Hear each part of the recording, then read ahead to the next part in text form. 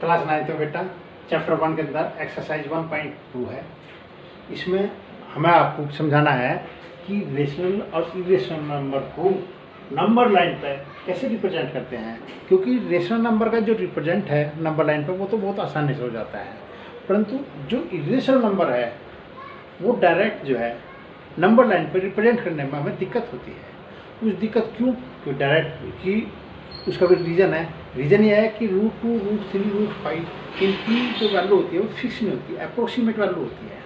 और जब approximate value है बहुत डिफरेंस होता है कि डायरेक्ट नंबर जैसे 2 है डायरेक्ट रिप्रेजेंट करते हैं नंबर लाइन पे, √2 है तो उसकी वैल्यू अप्रोक्सीमेट है, तो उस वैल्यू को हम नंबर लाइन पर कैसे रिप्रेजेंट करते हैं। तो पहले मैं आपको रेशनल नंबर का रिप्रेजेंट बता रहा बेटा।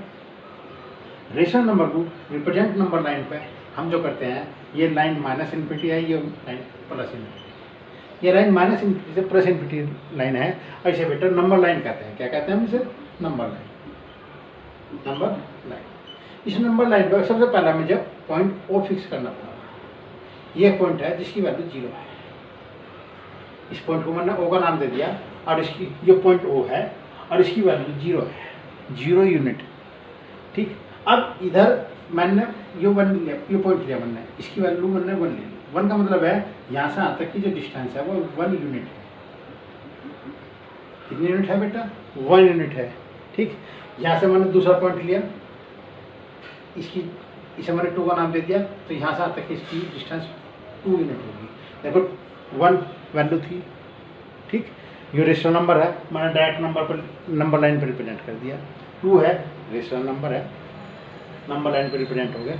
-1 ले ली, ये पॉइंट है, इसकी वैल्यू -1 ली। -1 क्या कहना चाहिए हम पॉजिटिव की ओर चले तो 1 यूनिट लिया, तो इधर तो -1 यूनिट होगा नहीं, डिस्टेंस तो 1 ही रहेगी, परंतु इधर ये फिक्स है पॉइंट ओ, इसकी वैल्यू कितनी है? 0 है, तो इधर वैल्यू निगेटिव होगी, इधर वैल्यू पॉजिटिव होगी, तो डिस्टेंस तो 1 यूनिट चले, परंतु रिप्रेजेंट उसे -1 का नाम दिया। ये पॉइंट है, ये डिस्टेंस 2 चले यहाँ से तक, परंतु इस पॉइंट को नाम दिया मैंने -2, यानी कि ये पॉइंट जो है इसकी वैल्यू -2 है, इस पॉइंट की वैल्यू -1 है। क्यों है? क्योंकि ये डिस्टेंस 1 थी तो -1 पॉइंट दे दिया, ये डिस्टेंस 2 थी तो -2 का नाम दे दिया। इधर बेटा मैंने 1 डिस्टेंस चले, पॉजिटिव की ओर चले तो मैंने 1 यूनिट कहा, तो इस पॉइंट की डिस्टेंस यहाँ से तक की 1 है, इसलिए मैंने 1 का नाम दे दिया। 2 चले तो 2 का नाम दे दिया। तो ये रेशनल नंबर थे, आराम से नंबर लाइन पे रिप्रेजेंट होंगे। अब ये जो पॉइंट है इसके रेस्पेक्ट में पहले वो पॉइंट फिक्स करना पड़ेगा जिसकी वैल्यू 0 है, उसके अलावा फिर हम इन पॉइंटों को रिप्रेजेंट करते हैं।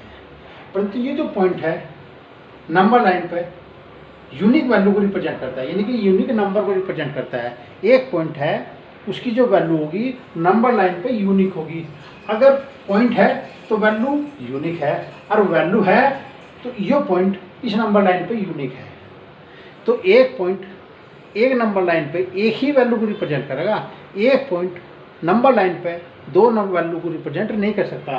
अगर मैंने ये पॉइंट है तो इसकी वैल्यू इसके रेस्पेक्ट में मैंने 1 यूनिट कहा, तो ये पॉइंट फिक्स है, ये 1 डिस्टेंस यही होगी इस नंबर लाइन पर, इसके अलावा कहीं भी 1 डिस्टेंस नहीं होगी। यानी डिस्टेंस तो हो सकते किसी पॉइंट से दूसरे की डिस्टेंस 1 हो, परंतु ओ से जो डिस्टेंस है वो 1 ही रहेगी, ये निश्चित है। देखो 2 से भी इसकी डिस्टेंस 1 है, परंतु है फिक्स, यो 1 है। अगर मैंने इसे 1 का नाम दिया, इसे 1 का नाम दिया, तो इस पॉइंट की वैल्यू 1 है, तो ये पॉइंट यही है, यूनिक है, इसके अलावा इस नंबर लाइन पे कहीं भी 1 रिप्रेजेंट नहीं हो सकता।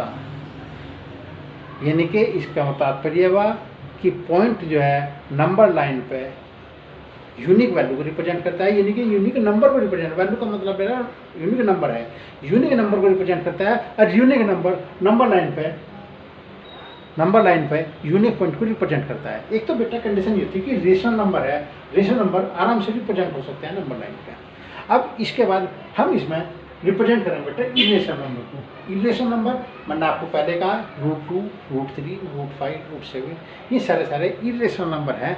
और इनर नंबर लाइन पर रिप्रेजेंट करने के लिए हम 2 कंडीशंस का यूज़ करते हैं। एक तो इसमें पाइथागोरस थ्योरम लगानी पड़ती है, एक इसमें सर्किल बनाना पड़ता है।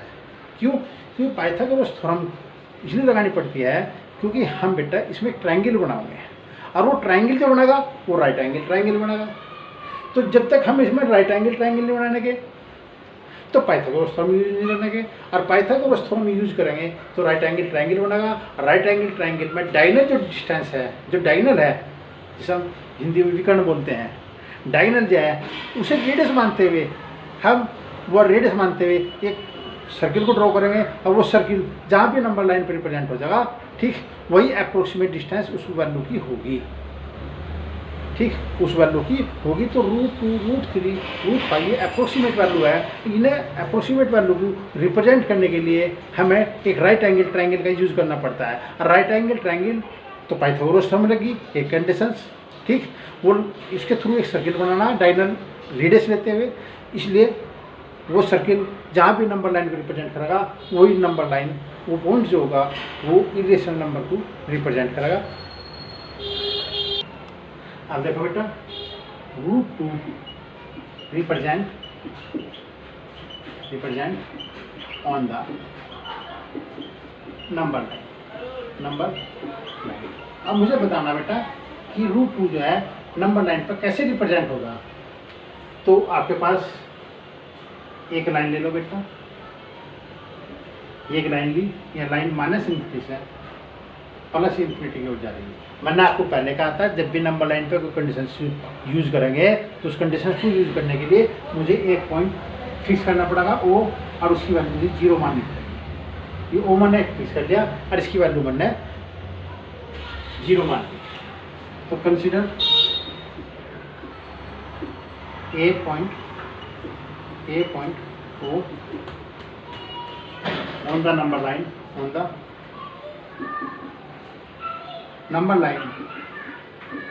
whose value 0।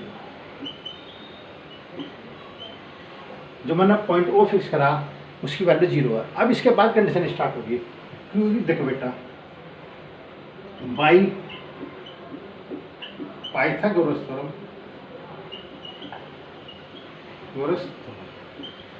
इस थ्योरम का मुझे यूज करना है। इस थ्योरम को यूज करने के लिए √2, मैंने कहा था पाइथागोरस थ्योरम में हमें 2 डिस्टेंस देनी है, अभी 2 डिस्टेंस राइट एंगल ट्रायंगल में कन्वर्ट करनी है। तो √2, इस जो 2 है इसे 2 नंबर्स के स्क्वायर के सम में रिप्रेजेंट करो, ठीक, में चाहे रेशनल नंबर हो चाहे रेशनल नंबर हो, ठीक। अब मैंने 1 + 1 कर दिया, 1 को 1 का स्क्वायर कर दिया, ये 1 का स्क्वायर कर दिया। तो देखो मैंने पॉइंट A ले लिया, ये डिस्टेंस 1 यूनिट है यहाँ से आप तक की बेटा। इस पर एक पॉइंट मैंने B ले लिया, इस पर परपेंडिकुलर है। देखो पाइथागोरस 1 का स्क्वायर 2 डिस्टेंस के स्क्वायर के सम का जो रूट है तीसरी डिस्टेंस के बराबर होता है, तो वहाँ राइट एंगल ट्रायंगल की प्रॉपर्टी यानी कि पाइथागोरस थ्योरम यूज होती है। तो लेट OA बराबर 1 यूनिट ले लिया, ठीक, OB पहले BA बराबर 1 unit, BA is perpendicular to BA जो है वो OA पर परपेंडिकुलर, जो भी 1 यूनिट है, ठीक। इसे ज्वाइन कर दिया बेटा, ज्वाइन OB को मैंने ज्वाइन कर दिया। तो पाइथागोरस थ्योरम, देखो पाइथागोरस थ्योरम लगी तभी कंडीशन आई। तो इसका मतलब है by compass draw a circle, a circular arc, एक सर्कुलर आर्क लिया, whose center O and radius O। उसका सेंटर तो मैंने O लिया, रेडियस O भी ले ली। अब मैंने एक वेक्टर सर्किल ड्रॉ करना है।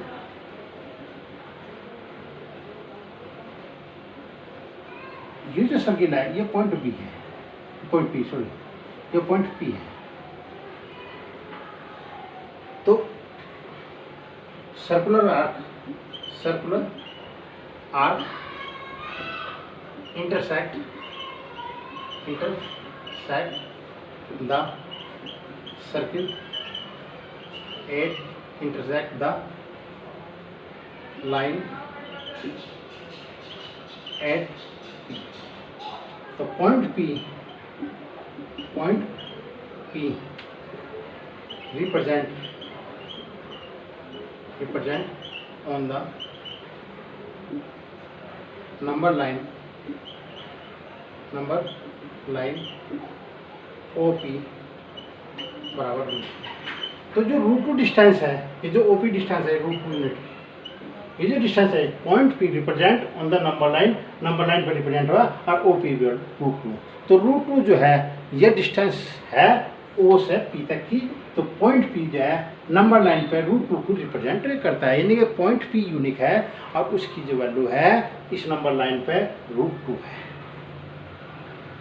तो फिर बता रहा मैं रूट टू को रिप्रेजेंट करना था नंबर लाइन पे, पहले पे एक पॉइंट ओ फिक्स करेंगे, उसकी वैल्यू 0 होगी। पाइथागोरस थ्योरम का यूज करते हुए रूट टू जो है वो 2, इसे दो डिस्टेंस के स्क्वायर के सम के रूप में रिप्रेजेंट करेंगे।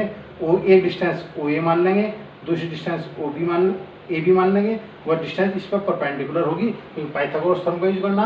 बी को ओ से ज्वाइन कर देंगे, तो by compass draw a circular arc, एक सर्कुलर आर्क लेंगे हुज सेंटर जिसका ओ होगा।